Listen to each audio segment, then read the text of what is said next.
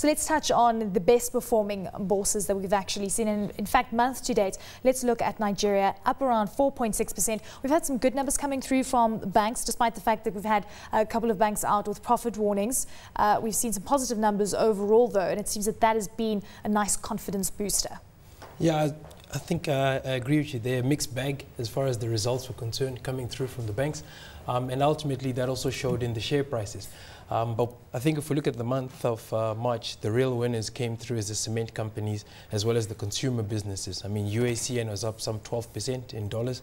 Nestle came through with some very strong results, up 15%. And that also contributed to the movement in the index. But ultimately, it's the bigger stocks, which are the banks, that came through with some very sturdy performance, and that actually pushed the index quite nicely for the month. And of course, we also know that the banking sector was the reason that we actually saw a lot of pressure on the NSE. Is this going to be the year where we see a lot more participation from locals coming through to assist the bourse to hit the highs that we saw pre-crisis? That's the biggest question on a lot of people's minds. One thing that we all have to remember is the fact that interest rates in Nigeria at the moment for Naira placements are actually quite attractive, and the local investor has to actually play off what they'd actually want to go into. Waiting for all the companies to report is what a lot of people have been doing. Roughly 119 companies have a December year end, so a lot of numbers have been coming out over the last couple of days and weeks to beat the 31 March reporting deadline. And from there, I think we'll start to see some real motion taking place on the stock market. But the real action has been on the money market and in the bond market. Absolutely. Well, the BRVM, Cote d'Ivoire's regional bourse, up 2.6% year to date. We are, of course, expecting more listings into this year. We know that last year we had a bit of drama within that region. Things are looking much better this year. Yeah, this month it's been all about STBC, and a lot of investors have really liked the story coming out of the business. But you also see profit taking happening elsewhere for people who were in during the torrid time last year and coming into this year. The political situation remains of concern, and I think the lighter-hearted investors will probably be moving away at this stage. Malawi, the bourse there up almost 2% that we've seen coming through. With regards to the overall economy, it seems that there's a bit of pressure coming through, at least in sight.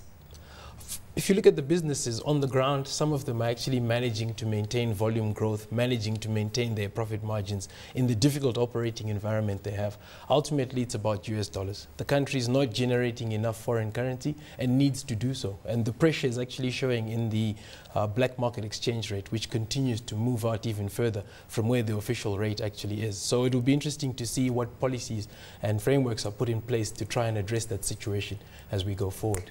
Worst performing bourses over the last month. Egypt under pressure, and we know that throughout January and February up almost 50%. Now a bit of steam off, so obviously given the fact that we saw a lot of participation and positivity, it's no surprise that we're seeing some money taken off the table. 100%. Last year was a very difficult year for the market, down I think 55% in dollars. So coming into this year, there were some positive changes on the political front, which led to a very strong rally in the market. And of course, we saw the telecom stocks do particularly well on the back of M&A news.